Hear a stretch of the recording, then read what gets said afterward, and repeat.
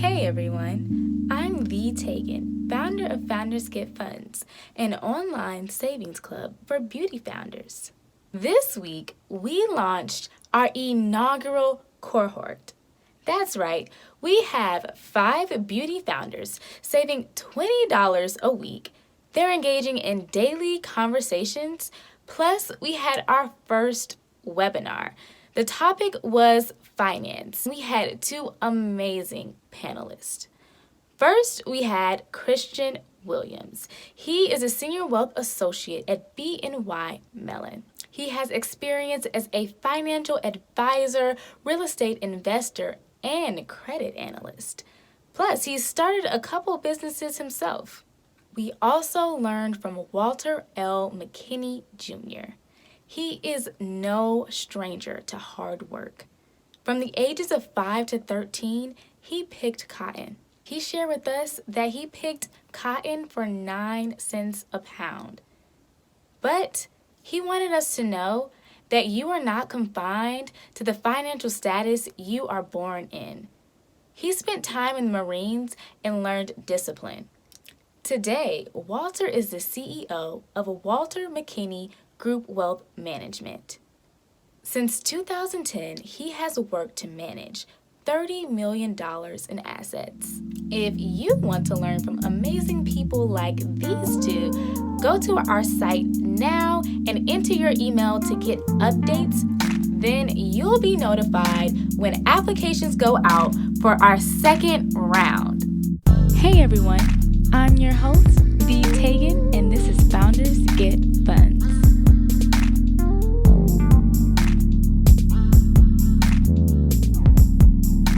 On this show, you will hear funding strategies from founders for founders. I will interview people from different backgrounds and industries who have worked to fund businesses. These are real people with real stories, and I'm not afraid to ask the hard questions because I want you to have access to all the resources you need to fund your business. Every week on our podcast, I interview a founder to get FGF tips to fund your business. This week, I interviewed a dear friend and a mentor of mine, Gloria Ware. She's based right here in Cleveland. She is the founder of Get the Bag, a subscription service to help Black women launch and grow thriving businesses. That Black entrepreneurs have 12 times the wealth of Black people that aren't entrepreneurs, so they have 12 times the net worth. So that's a huge statistic. But then also, too, Black entrepreneurs also tend to hire people that look like them. They tend to hire other Black people. So JP Morgan Chase did a study probably about 4 or 5 years ago that said that if every Black business that existed in the Black community were just to hire 2 more people, they could relatively end unemployment in those communities. It's because of our businesses are kind of single person businesses. And that's my goal, is to allow us to secure enough capital so that we can grow our businesses and hire more people. A lot of times we don't grow as quickly as we could because we are trying to do everything ourselves. And so for you, how do you really take those elements and put it towards your business? So for me, it's just been it actually started out because I was writing a book and I was reading a lot of books and I was kind of going through and trying to curate them. And just a lot of the advice was not relevant to like our situation as Black people or Black women, like in terms of the advice that was shared. And I decided, I'm going to write a book called Get the Bag. And that's how the business was formed, centered around accessing capital. And initially it was going to be around accessing like venture capital. And then just kind of the more I started realizing that, wow, venture capital is really not for most people in general. I need to make this broader. So it really is touching upon all the forms of capital. So I would say for starters, it's really starting with the money starting with saving your money. Or if you have something else that you do that generates income, doing that and using that to build your savings. Another big one, particularly for Black women, is that we're often underpaid. So we're not being paid our full worth. So, starting with negotiating a fair salary, for yourselves, and that might be more challenging now, depending on the industry that you're in. And then that could be like thousands of dollars that you could be using towards your business. And that's historically what Black women have done in the past, is they've either taken, they had a goal, a long-term goal, and this is before they could even think about going into a bank or going anywhere to get funding. They knew they had to just kind of rely upon their own creativity and their own resourcefulness. So they would typically fund from just other types of activities and then save that money towards their kind of intended goal. If it was to purchase real estate, or if it was to purchase a sewing machine for their sewing business, or a new stove for their cooking business. So that's she came with facts. While researching funding strategies for her book, she had to confront the hard truth about venture capital, or VC. Venture capital is a form of private equity financing for high-growth potential businesses. Historically, for Black women, VC hasn't been an option. In fact, we have only raised 0.006% of VC worldwide. If you take a look at our blog, The Bag with Gloria Ware, you'll find some FGF tips with resources if you're looking for pre-seed funding or angel investors. I received those resources from a great virtual event I went to this past week. The co-founder of Visible, Mike Prius, and Lolita Taub, a venture partner at NextGen, hosted First Time Founders Guide to Fundraising. Lolita often publishes articles on this topic and is active on Twitter. You can follow her at Lolita Taub. Now, back to business. Black women have received less than 1% of VC worldwide. Now, there are funds doing the work to change this. Arlen Hamilton bootstrapped $12 million to launch Backstage Capital, a VC fund that provides pre-seed and seed funding for high-potential founders that are POC, women, and or LGBTQ. Another shout-out, woo woo, woo woo. Black Founders has launched a product, Gust. Black entrepreneurs are encouraged to make a profile on Gust. Then Gust connects startups with angel groups and venture funds. Then Gust connects startups with angel groups and venture capital funds. It is great that there are funds out there working to reduce this disparity. If you are building a high-growth startup, VC can be the key that ignites your business. However, this isn't the only option. Before you take those term sheets, consider this. 1. How much do you need and for what? 2. What will the return be on this investment? Now, think about how much equity you're willing to exchange for your cut. Now that we have an understanding of the VC options out there, let's take a look at the alternatives. Number 1, debt. You may have registered your business, but that doesn't mean you're building credit history. What I mean by this is, if you have an EIN number, that's great. The IRS has your tax identification number. However, you need to get a DUNS number for credit reporting purposes. I'll leave a link in the comments where I shared how to get a DUNS number for your business. Your business credit will primarily be based on your personal credit in the beginning. However, with your business credit, you'll have access to higher credit limits than you would with your personal account.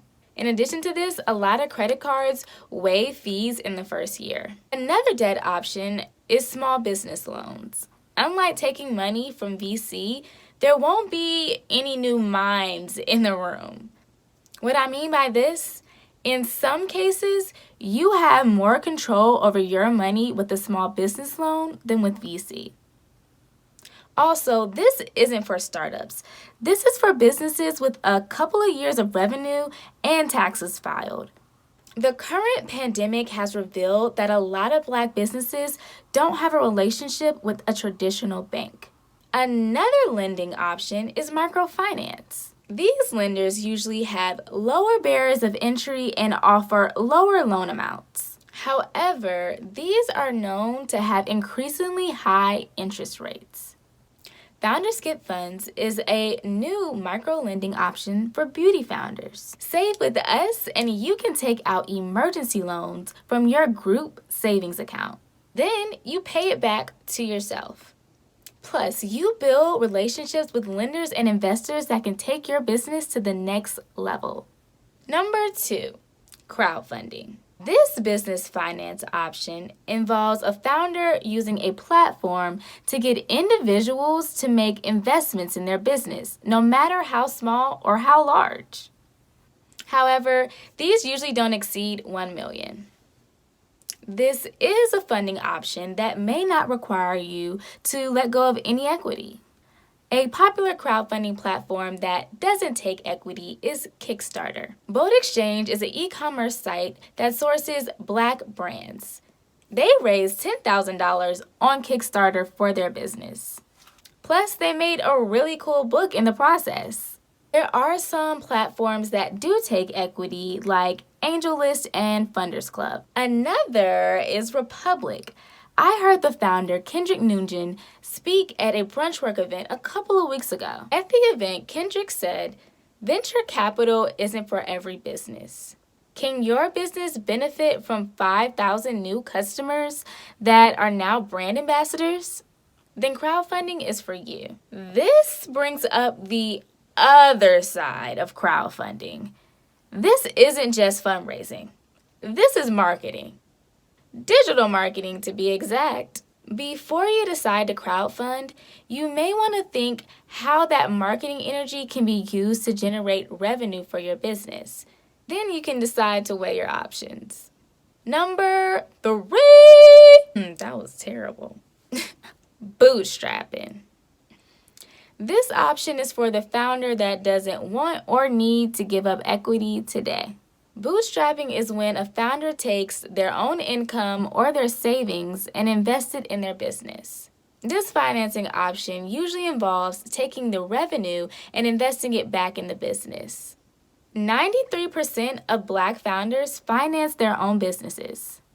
They also run them on their own, with only 107,000 of the 2 million Black businesses having employees. This can be risky, especially in the beauty industry. There are certain times of the year where customers aren't buying. What can you do to keep the lights on during these periods? Also, when pandemics like COVID-19 happen, you can't turn to your investors and ask for a check. And your business may not have a relationship with the traditional bank. Founders Get Funds members are Black solo beauty founders saving to start or bootstrapping a business in the beauty industry. We work with you because we want to provide access to emergency loans and suppliers so your business can continue to grow during this time. Just to note, bootstrapping may be sustainable in the beginning. However, as your business starts to expand, potentially hiring employees, you may need access to a larger amount of capital. By saving with us, our members build relationships with our list of funders. These are microlenders and investors. In my next video, I'll talk about the business financing option, savings clubs.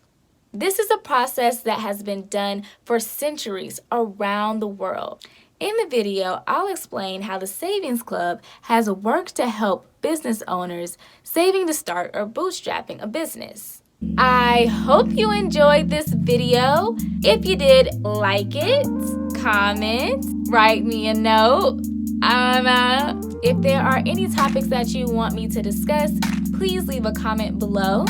Also, Founders Get Funds has so much content for founders looking for funding. Make sure you go to our site right now and subscribe to get updates. I'm the Taken, founder of Founders Get Funds.